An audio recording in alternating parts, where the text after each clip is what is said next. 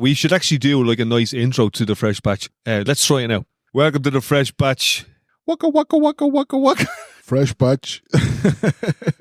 Shut the fuck up. Welcome to the Fresh Batch podcast. I'm Sparky, aka Raymond Corcoran. I'm Dean Scurry.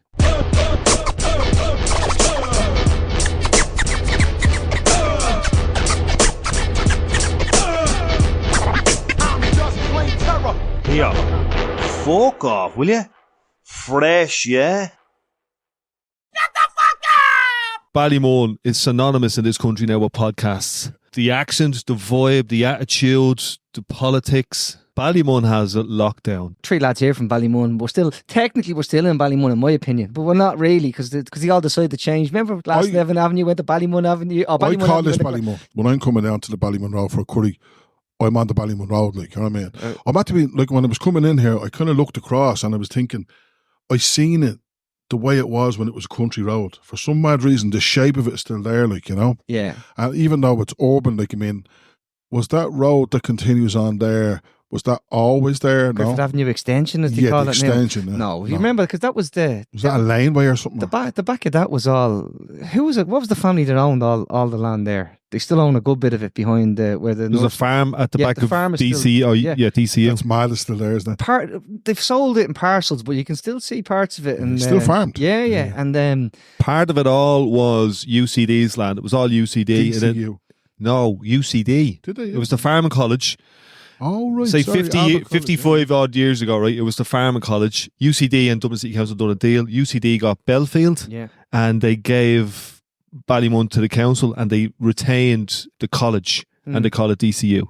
That's kind of the history of it. You remember when it was Premier Dairies at the bottom of Isle Yes, Hill? I do remember. So, I remember going up there in the morning to get on a truck to get a morning's work, like, you know what I mean? So one of the jokes I tell all the time, and it's not really very funny, but I enjoy it, is that I'm in the Glasnevin part of Ballymun that's actually closer to the Cabra part of Finglas, you know, because that's how it's all blurred now. So the Ballymun Mafia has congregated Tony Groves, Sparky, aka Raymond Corcoran, and Dean Scurry. We're in the Tortoise Shack today. And we're bringing the Fresh Batch onto the Tortoise Shack platform. So the Tortoise Shack is a platform that has about 10 different podcasts on it.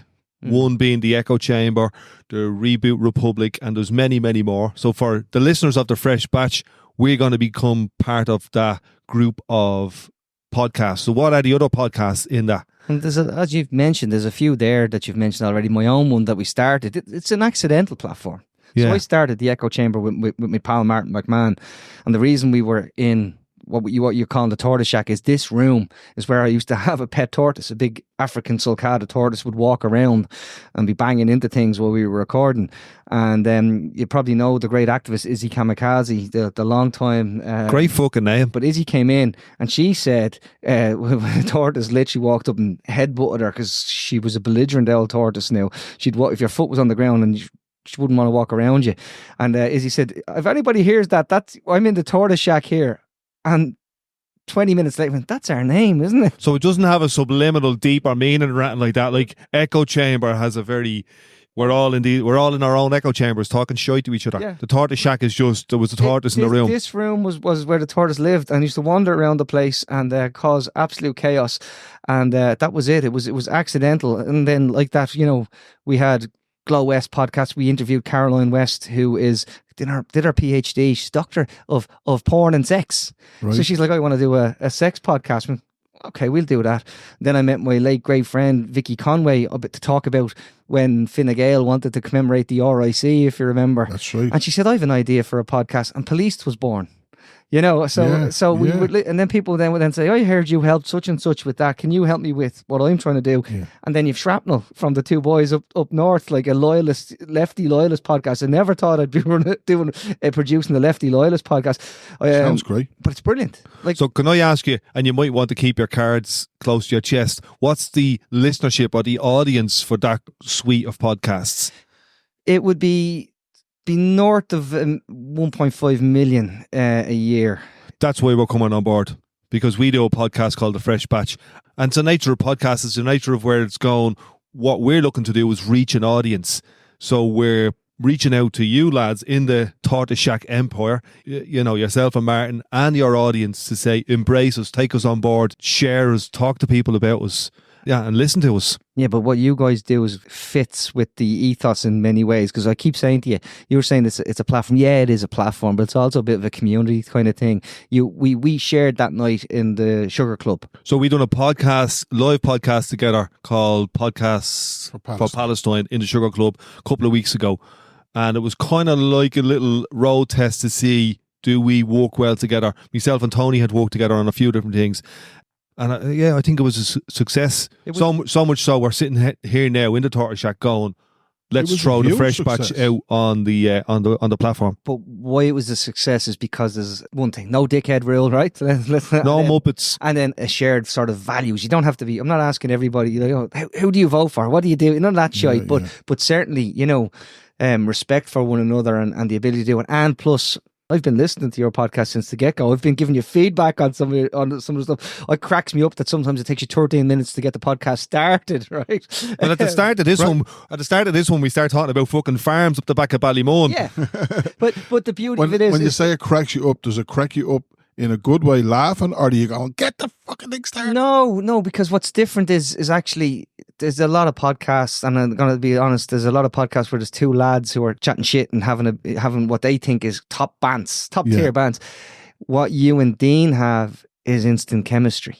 Yes. And it's not always the case. And I think that's really good. It's always been something where, like, you can fix the subject matter, you can fix the output or whatever it is. You can't fix a lack of chemistry in many situations. You can teach the hard skills, but not the soft skills. Yeah. But we come from a culture that slags. You know, we're very slaggy culture. And me and my dad, like, I'd come into my dad's gaff and I would be flat out slagging him. He'd be flat out slagging me. Me and Dean made a conscious that the first thing we said when we were doing this was we weren't going to slag each other on. Let's not put each other down, uplift each other, support each other, encourage each other. Yeah. Because there's not enough of people with our backgrounds, insights, way of speaking, talking, having conversations, inviting people in. But you're both vulnerable. Oh, I love it. So for those people who are new to the podcast, we're going to give you guys probably the last 20 podcasts we done as a gift. And one of them is with a mate of Sparky's, who's now a mate of mine, called John Rooney. And John he's in the last couple of steps of his life. And we went down to Mayo to Mulranny, and listened to what he called his last song, his last conversation. And the vulnerability was stunning. You know what I mean? Really comfortable with each other, being vulnerable. And I'd never met this man before. And I think that's a beautiful thing to be able to offer ourselves and other people. Just being comfortable in that honesty and that vulnerability. It's like, and again, when I've listened to that one, and by the way, it's clear he great respect for you, Sparky, as someone who he thinks a lot of, and that was really, really endearing as well. It came across, it was a warm room. Do you know what I mean? Yeah. He's a very warm person anyhow, you know. Yeah. I met him online. I met him through recovery online, you know, and we just clicked. He's like my older brother. He's from Killock as well. I'm from Killock. And we just clicked and we just supported each other, you know, and I was devastated when I heard that he was only given such a short time to live, you know. Yeah. But man, he's done some great stuff. He was on Joe Duffy a couple of weeks before the podcast, and he was great. And Duffy was great with him. Yeah, well, people give him a lot of crap, but he can be brilliant at putting his finger on the pulse of from that emotional. That week, there was two things that I just by chance heard him. So there was the young woman whose daughter had passed away a couple of days previous, right? He was very like Jerry Ryan. And Jerry Ryan, again, you'd give him a lot of crap, like, you know, saying, he's full of it, whatever it was. But he was a great broadcaster, like, you know what I mean? And I'm always giving out about Duffy because it's all, what's wrong with you? Yeah. There are moments where he's shone, like, you know. Joe Duffy came into a Bank of Ireland branch where I worked as a very young, first time kind of bank assistant, bank official, and he came up to the customer service desk and we were told he was coming, and he had his own manager, like, when he comes, go get X person to look after him. And I was still, Dean has myself and Dean, if Dean answers the phone to me, I might say something impolite, Dean. Isn't that true? Like, you know. Yeah, you kind of pull the rug before the conversation starts as a gesture of warmth. Yeah. So Joe Duffy walks towards me, and he said, "I want this. I'm here to see." And I went, "Sure." You did not. And it did not go very well for me, folks. Sure. And you your serious? dog's Oh, your dog's man. dying as well, and your dog sings songs in the bath as well. Oh yeah, so I got a call into the manager's office. Are you serious? Wow, Tony, wow. Yeah, well, I didn't mind it. It was kind of, in a way, it was grand, and things like that. I would still do it again. We should get him on this podcast. I'm telling you, we should get him on the Fresh Batch. Yeah. So in the Fresh Batch, we have had some stunning conversations. One of the first guests we had on was a journalist who had asked me to sit down with her and talk to her about immigration, racist stuff that was happening across Ireland. Her name is Kitty Holland. So I said, well, Kitty, if I'm going to do that, you come out to Ballymun and have a chat with me and Sparky. So we sat down with Kitty Holland for a beautiful chat. We sat down with Mancon McGann for a beautiful chat. Do you know what you say, Mancon McGann? You need to go back and take the audio out of that, because he talked about your podcast and how he was listening and loving it. Oh, Yeah. What a compliment. Oh, no, it's stunning. And like we had Yeah, only no, started,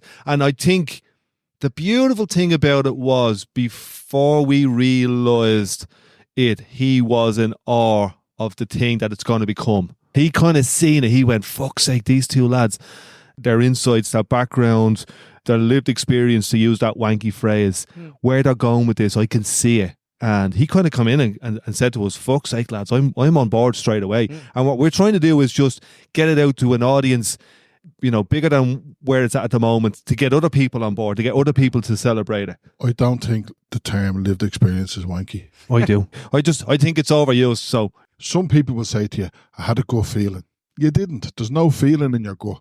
Yeah, you have lived experience. You have experience. but stuff that you've banked in your brain. That's things it. and stuff Absolutely. But I also, that's why also a lot of times it's right. No, it is. It's because, well, I tell you what it is, and Dean uses this word, right, and it's a brilliant word. Patrons. We observe patrons. We do. Yeah. We observe them all the time. So when you're driving the car, I'm often driving the minibus, right, and young people would be with us, and I'd slow down and they'd say, what's wrong? And I'd say, I'm just letting this fella come across. And they'd be like, how did you see that? Yeah. Patrons. It's, you see a certain type of vehicle, you see it being driven slow in a certain lane. your intuition. I don't know whether it's intuition, but I do think it's lived experience and it is patrons. Language, we do kind of make, like, we turn around and say adverse childhood experiences, right? Aces. Aces. There's a bit of wankology in that phrase as That's well. what I mean. That, like you mean poverty. I get it, but it's poverty. Yeah. Can we talk about bleeding? I don't own me gaff rather than other stuff. Isn't that why that matters? Because what the conversations you two are having is taking some of the corporatized language or the language of academia and maybe actually saying, well, actually, let's make that accessible. Let's just talk fucking normally. And one of those people we talked normally to was Steo Wall. Yeah. One of those people we talked and listened normally to is Sparky's dad. It's that fucking stunning conversations of honesty, vulnerability, without being patronising, You're a bit patronising there. without being the Joe Duffy. And your dog died of a heroin overdose too. It's gas because, like, I remember the first time we had you on the echo chamber, Dean. The funny thing is he grabs the thing and he shouts into it. He goes, "Well, the gates of the Dáil shut. Well, the gates of the Dáil shut." And I went, "Where's this gonna go?" and it wasn't you didn't mean it in a radical way. You just meant we need actual action as opposed to a lot of people using words like lived experiences and aces and this. Yeah, we weaponise and politicise and we use words that make us sound like we're doing the fucking stuff. But what me and Sparky have the privilege of doing is we work, live and breathe in Ballymun. We see the lived experience. You know what I mean? We see the reality of it. And all we're trying to do on this is allow a space to have the conversations about what's it really like. I remember Mick O'Brien was amazing. Mick O'Brien is my lecturer in college. He lectures in youth work. But he's also in the Druids, the band the Druids, and they travel all over America. Like, they're a really big, Irish folk band in America. Mick was great, and Mick just listening deeply. And then, do you know who was deadly? It was Ryan Lincoln. Lincoln's one was deadly, you know, and he was quite vulnerable in it, like, you know what I mean? And he's had a kid since, like, you know what I mean? And I'd love to get him on again, you know, just to look at that kind of growth or whatever. There was been some great ones. And then we had this woman on, Amy Judd. And Amy was talking about during lockdown, she set up a Facebook dating site. What I love about this is the fact that you're able to sit back and say, these are, say, our first 20 conversations we had, right? If it was up to me, I'd scorch the internet of my first 200, right? Because you got to get your reps in, and sometimes in these things. That's why I'm saying what you two do. It's actually been good since day one. Yeah, but I've had a bit of experience because I've done 50 before, which we're also going to gift people. A Traveller and a Countryman podcast that I done with Martin Stokes. And please listen to them, share them, immerse yourself in the perspective of a 50-year-old traveller man and a Ballymunner chatting shite with each other and having stunning guests on that as well. Peter McVerry, beautiful conversations that we just want to share out and then encourage the people who do listen to the Fresh Batch or the Traveller and the Countryman to jump on the Tortoise Shack platform as an option. Give the Tortoise Shack whatever it is, $5 a month, and then you also get the Echo Chamber. You get everything. Reboot Republic. It is mad. Like we put out 4 podcasts on Tuesday, all different podcasts. If you're a member on Patreon, you get it in one feed, and it's all completely plea free. So you never. So for our listeners, explain Patreon very quickly. So it'd be real simple. It's like it's you paying it forward, right? So the podcast will ultimately go out for free. So for example, if I did an episode, which I have with Naomi Klein, a few hours later, it goes to the people who give us the price for a cup of coffee once a month. They get it immediately. I might then release it to a general release 7 to 10 days later, and it goes out to everyone. So the people who throw the $5 a month, they're literally paying it forward to keep the podcast free for everyone, but they're also covering the light, the bills, the hosting, the editing, the publishing, all of the things that come with it. There's a shitload of work goes in. Dean does a lot of that stuff. Yeah. Like I'm learning it. Like Dean has definitely showed me a lot, because I do another podcast in work with young people, and I want to try and do more of them. Dean had a great idea in the beginning that we'd go on the road, you know. Yeah. We'd take off in Dean's camper van, go to Longford and Ballina and Portadown, and just interview people along the way, you know. Which we've done with John. We've done a live show in the Shire Club. We're going to do more. So this grows when the audience embraces it, when people jump on board, when they share it, when they join up to the Tortoise Shack Patreon. And on that, I'm just looking at the list of stuff. Green Light Podcast, which explores sexual violence, consent. Built Different, which is about intersectionality in our society. You met the ladies off Built Different. They're on a hiatus at the moment, but the 3 wonderful. They're on a hyena. Yeah, they're on one of them as well. But they crack me up. They terrify me because they're young. Young people terrify me generally because they're far too well informed. Again, that was an accidental. My late friend Vicky Conway, a student, said that she loved her podcast and that she had an idea for one herself. Joella was a law student in DCU, and all of a sudden then the 3 girls are here and all talking from different perspectives. And I also want to point out that given what's happening at the moment with all the shit that's coming on in terms of, you know, this Ireland is full and all, they're all 3 people of colour, they're all young women, they're all young professionals, and they're all suffering from some of the legacies of what we did when we had the, you know, no birthright in nationality, when we had the racist referendum back in 2004. Like, you know, they're still sitting here, born here, educated here, and then having to apply for citizenship. And mad, isn't it's crazy. And, you know, as Irish as I am, and by the way, as dual national as they want to be. Joella told me a great story about being back visiting home, but home wasn't, you know, she was like, I'm going home to visit home. And she went out with her friends that she hadn't seen in years. And they'd had a couple of drinks and she started looking for, where can I get a 3-in-1? Was what she started saying. And she got the lived experience. Yeah, they said, girl. They said, girl, you're not home. You're home is Blanchardstown, love. So I was thinking there, right, I went to a gig. They were all saying from the stage that they all had Irish passports. They were British. Yeah. And they were white yeah. males, right? and they all had Irish, and they had no problem getting an Irish Bear passport. Grylls admit this week that Bear Grylls, wasn't he a former SAS soldier or something? He was, yeah. Has an Irish passport. So now. He's not military age, though. He's past it. So here, He's not a he's not going to be going around, chasing after your 16-year-old daughter. That was a piss take on military aged men chasing our daughters. But it brings me to a point that about both of you, and we're going to share this pod obviously on Echo and on the Fresh Batch, so people can cross over of audiences and they get a sense of it. So people who listen to you guys will be aware of this, but they mightn't be if they listen to the Echo Chamber. You both work with young people all the time.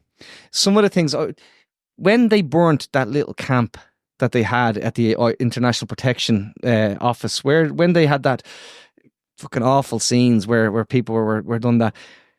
I remember Dean getting in his car and going down to have tea with the lads. I brought them into Pearse Street Flats, as radical as that is, brought them in to meet some of the people who only the night before were, for one reason or another, angered by what's going on in the city, so much so that tents got burnt. So I brought them to meet each other. And then we shot a short documentary down there as well. And then I encouraged some of the lads who ran a football team to embrace these newcomers, these black men, onto their football team.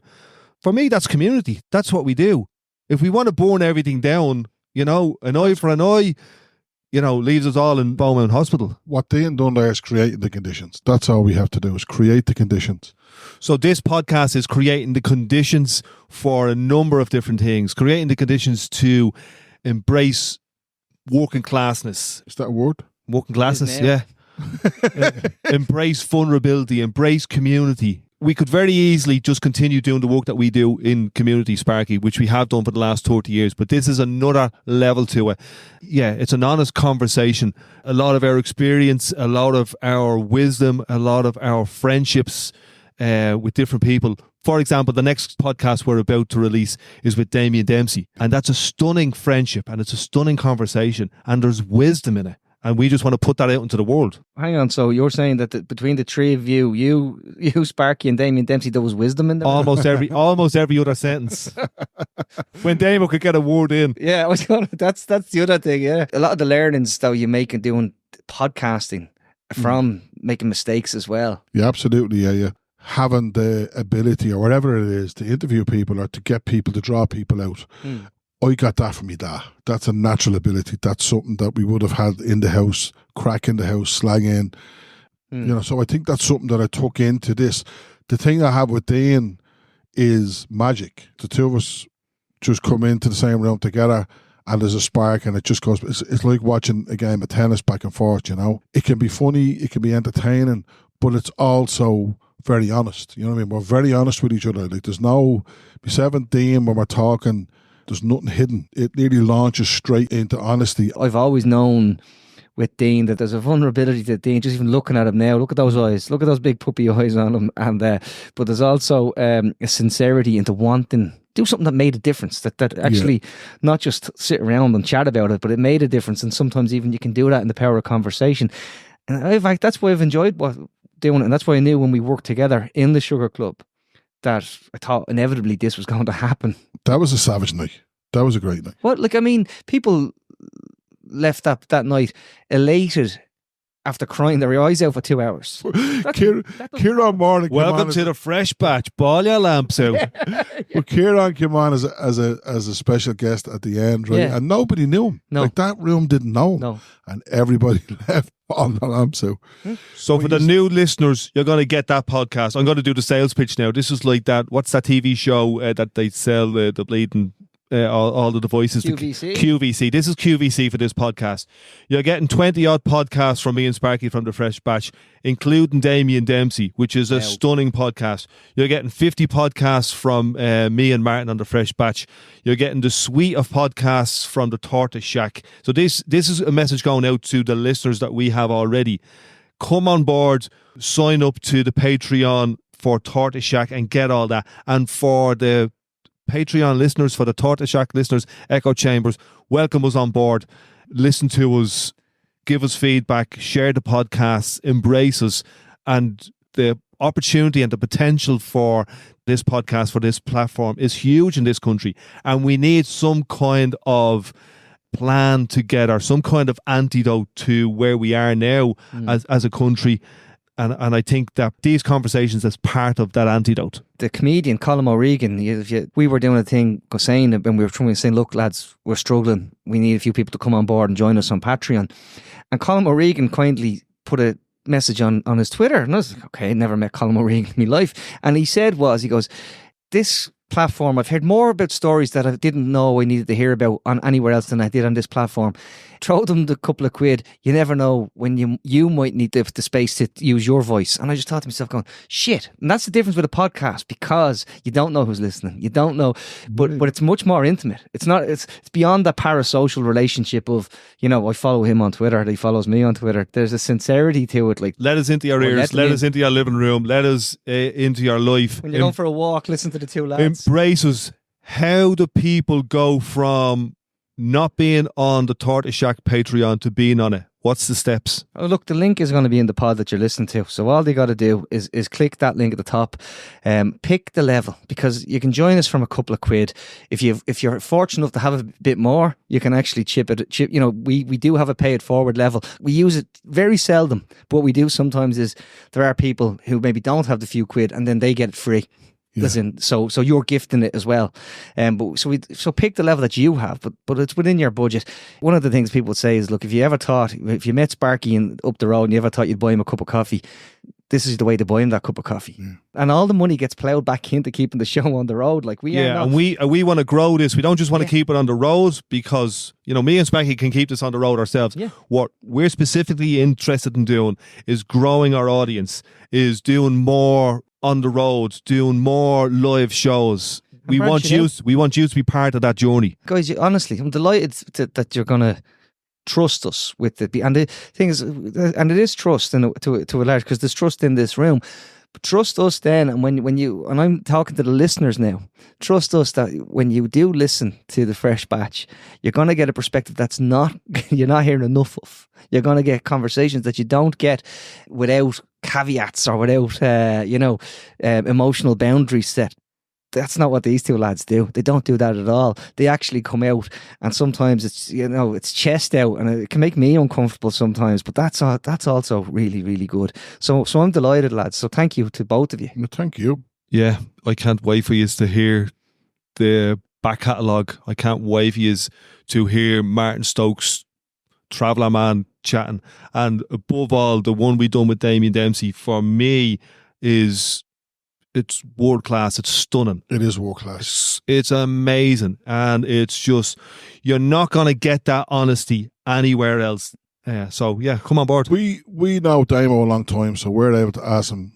We have the background to ask him stuff that nobody else is going to ask him, and we have the confidence to ask him about where's his dad. Like his father passed away. And I'm saying to him, where is he? Where do you think he is? And Damon's so spiritual that you're going to get an answer that's interesting, And you get an old shing song as well.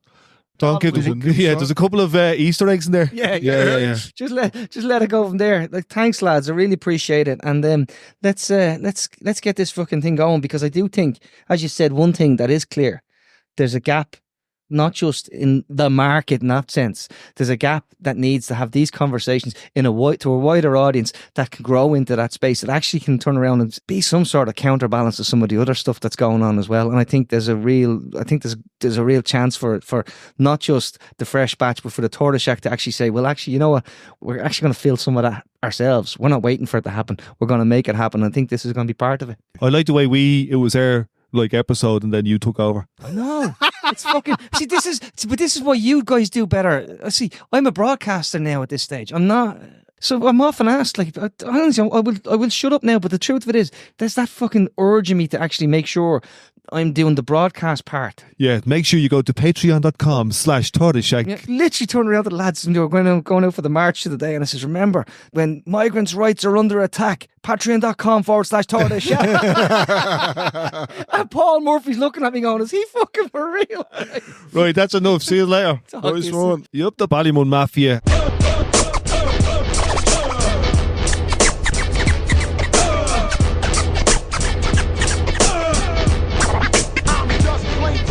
Here, fuck off, will you? Fresh, yeah?